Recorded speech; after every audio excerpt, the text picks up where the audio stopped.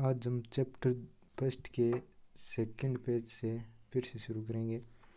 हम देखेंगे कि हमने पिछले पेज पर देखा कि हड़प्पा सभ्यता के कहाँ से शुरुआत हुई थी, वह किस नदी के किनारे थी, वह वहाँ कौन सी मोहर प्रमुख थी, वह किस पत्थर से बनी हुई थी और उसका कालक्रम क्या था, उसे हड़प्पा संस्कृति किसे कहते हैं और उनके बारे में पुरातात्विक बारे में जान करके अब उनके आरंभिक यानी हड़प्पा सभ्यता से पहले भी कोई सभ्यता थी और उनके बाद भी कोई सभ्यता थी। हम दे आरंभ इस क्षेत्र में विकसित हड़प्पा से पहले भी कई संस्कृति अस्तित्व में थी। इसका मतलब है कि हड़प्पा सभ्यता से पहले भी कोई भी संस्कृतियाँ विकसित हुई थी और यह संस्कृति अपनी विशिष्ट मर्तवाण शैली से संबंधित सहसंबंध थी तथा इनके संदर्भ में हम कृषि, पशुपालन तथा कुछ शिल्पकारी के साक्ष्य भी मिलते हैं। इसका मतलब है कि पहली संस्कृति जिसकी साक्ष्य हमें अभी प्राप्त हो रहे हैं वह विशेष प्रकार की थी और विशेष प्रकार मर्तवाण शैली मिले हैं और हमें कृषि, पशुपालन और कुछ शिल्पकारी के साक्ष्य भी मिले हैं। बस्तियाँ आमतौर पर छोटी होती थी, इनमें बड़े आकार के संरचना लगभग न्याय के बराबर थे। यहाँ पर कोई भी बड़े मकान नहीं मिले या बड़े कोई भवन नहीं मिले। यहाँ छोटी छोटी बस्तियाँ अस्तित्व में थी और कुछ स्थानों पर बड़े पैमाने के इलाकों में जलाए जाने की संकेतों से तथा अन्य स्थानों में त्याग दिए जाने ऐसा प्रतीत होता है कि आरंभ हड़प्पा और हड़प्पा सभ्यता के बीच का क्रम भंग हुआ।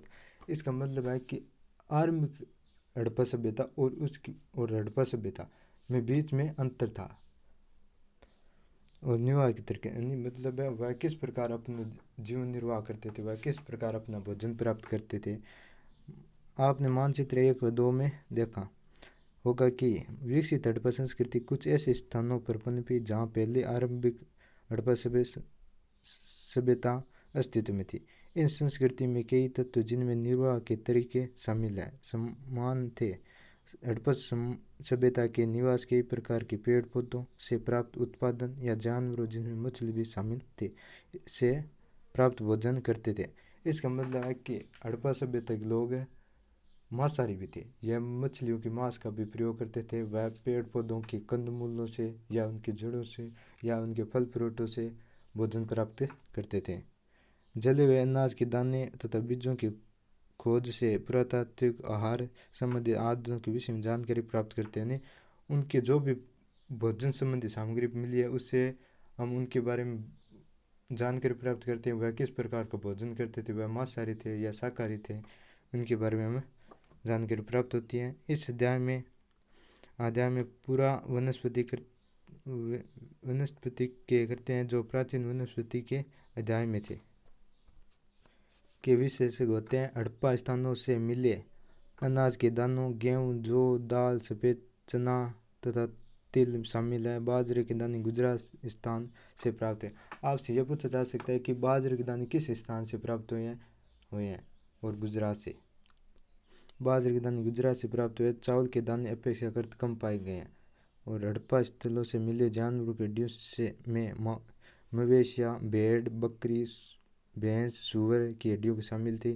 पूरा प्रणाली वैज्ञानिक तथा जीव पुरातत्वविद द्वारा किए गए अध्ययनों से संकेत मिलता है कि यह सभी जानवर पालतू थे। जंगली प्रजाति जैसे बहर, हिरण, घड़ियाल जैसे भी मिले हैं। हम यह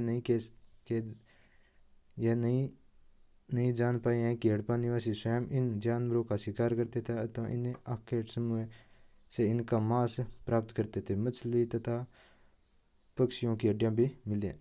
हम इन जानकारी से हमें लगता है कि वे लोग मांसाहारी थे, वह मांस का प्रयोग करते थे। मछलियों को मांस मिले हैं और वह जानवरों को पालते थे। मवेशी, भेड़, बकरी, भैंस, सूअर की हड्डियों के निशान भी मिले हैं। और अब हम उनकी कृषि प्रौद्योगिकी के बारे में चर्चा करेंगे। हालांकि अनाज के दाने से कृषि के संकेत मिलते हैं, मतलब भोजन की सामग्री जो मिली, अनाज के दाने मिले उससे हम कृषि के बारे में जानकारी मिलते हैं। पर वास्तविक कृषि की विधि के विशेष विषय में स्पष्ट जानकारी मिलना कठिन है।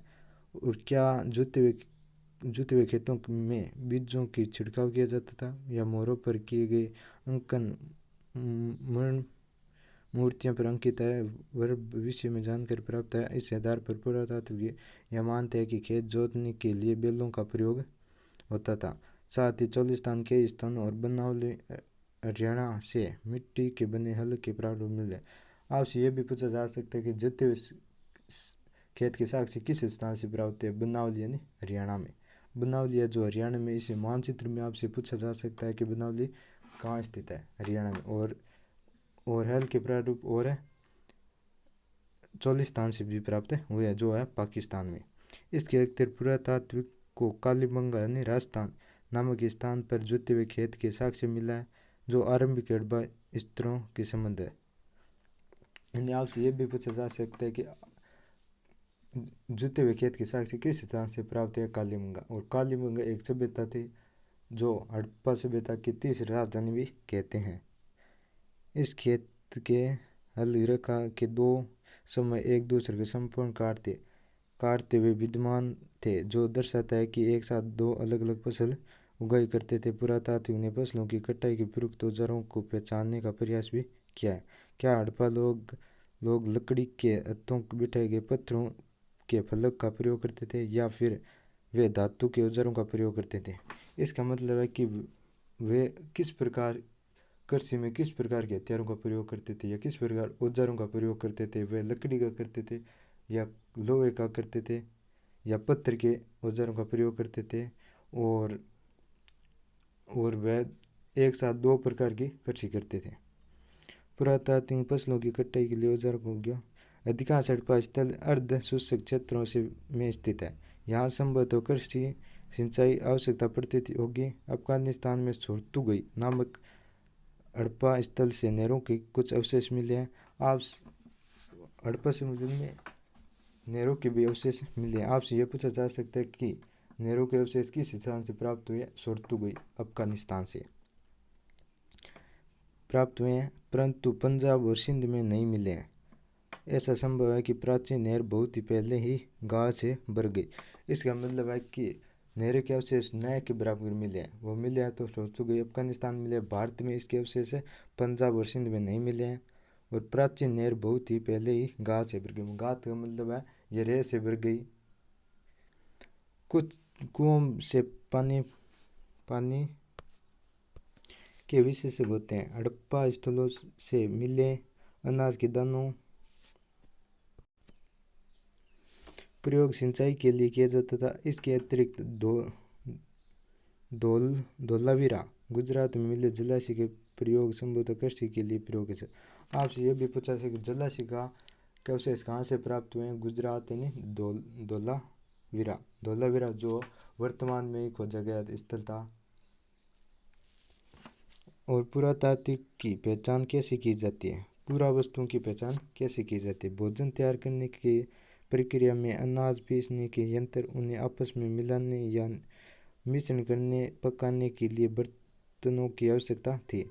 इस सभी पत्थरों, धातु, मिट्टी से बनाया जाता था। यह एक महत्वपूर्ण हड़प्पा स्थल या मोहनजोदड़ो में हुए उत्खननों से सबसे आरंभिक रिपोर्टों में से एक कुछ उद्धरण दिया गया रहा है।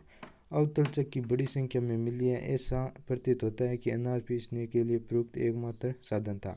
साधारणतः यह चक्की कठोर कंकरीली अग्निज बलुआ पत्थर से निर्मित थी।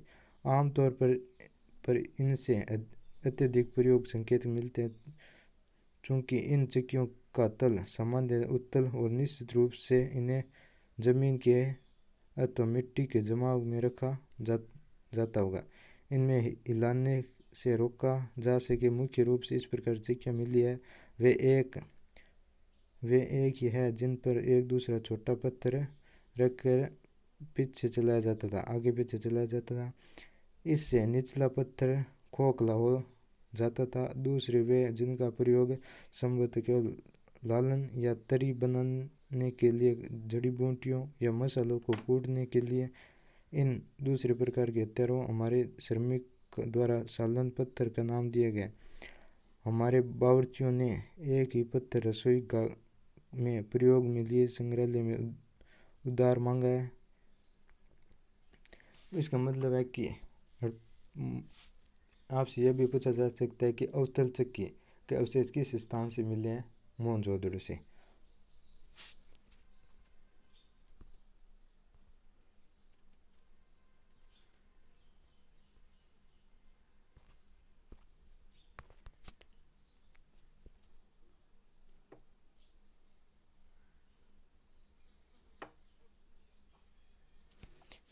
संभवतः हड़प्पा सभ्यता सबसे अनूठा मोहनजोदड़ो नियोजित केंद्र।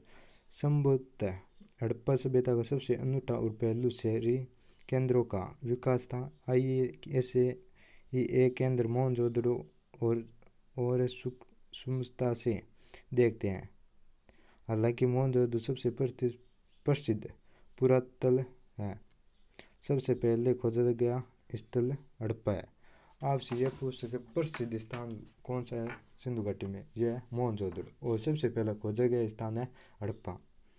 बस्ती दो भागों में विभाजित थी, एक छोटा लेकिन ऊंचाई पर बनाया गया था, दूसरा अधिक बड़ा लेकिन नीचे बनाया गया था। इसका मतलब है कि बस्तियां दो प्रकार की होती थी, जो छोटी थी वह ऊंचाई की ओर बनाई गई थी, जो बड़ी थी वह नीचे की ओर।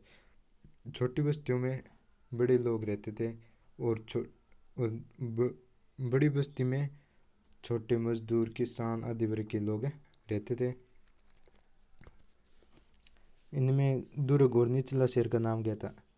मतलब जो ऊपर बसे हुए लोग थे उनके जो मकान होते उसे दुर्ग कहा जाता था, और जो नीचे बड़ी बस्तियों में रहते थे उन्हें निचला शहर कहा गया था। निचले शहरों में किसान वर्ग के और श्रमिक आदि लोग रहते थे। और दुर्ग में ऊंचाई के कारण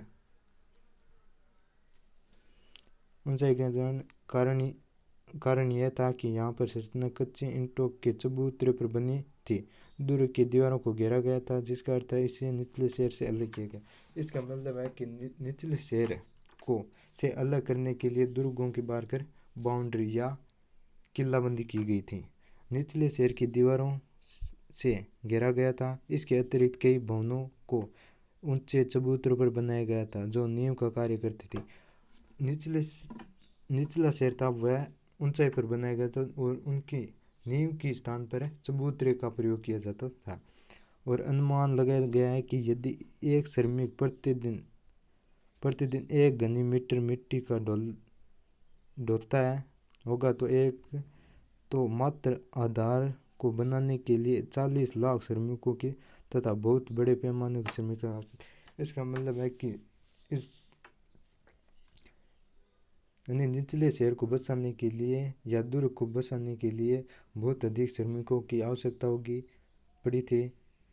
पहले बस्तियों का नियोजन किया गया था, फिर उनके अनुसार कार्य होते। यानी हड़प्पा सभ्यता की एक प्रमुख विशेषता यह थी कि यह नियोजित बस्तियां थी। मतलब पहले योजना करके या पहले पूरी सोच विचार करके एकदम एक योजना के तहत मकानों को या बस्तियों को बसाया गया था।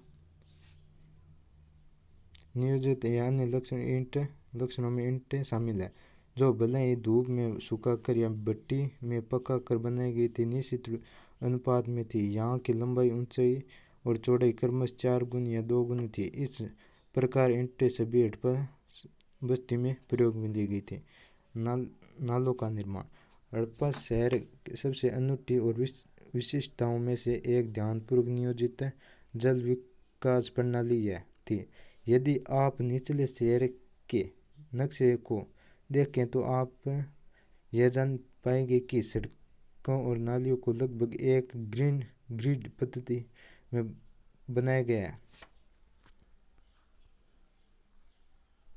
आपसे यह पूछा जा सकता है कि हड़प्पा सभ्यता के मकान किस पद्धति में बनाए गए? ग्रिड पद्धति, या इसे जाल पद्धति भी कहते हैं, इसे फुद्रोफोर्ड भी कहते हैं। और ये नालियाँ आपस में समकोण पर काटती थी। जो वर्तमान जयपुर बसा हुआ है यह ग्रीन पद्धति में बसा हुआ शहर है। पहले नालियों के साथ गलियों बनाया गया था, फिर उनके अलग अलग आवासों का निर्माण किया गया। यदि घरों के गंदे पानी को नालियों से जोड़ा था और प्रत्येक घर की कम से कम एक दीवार गली से सटाकर होना आवश्यक था। इसका मतलब है कि घर की एक दीवार नाली के पास या गली के से जुड़ी हुई थी और नालियों को ऊपर से ढका हुआ होता था। दुर्ग, हालांकि अधिकांश हड़प्पा में एक छोटा पश्चिम एक बड़ा लेकिन निचला पूर्वी भाग है। इस नियोजन विद्वता भी है। धोलावीरा और लोथल गुजरात इस तुलना पूरी बस्ती किलेबंदी थी और शहर के कई हिस्से भी दीवार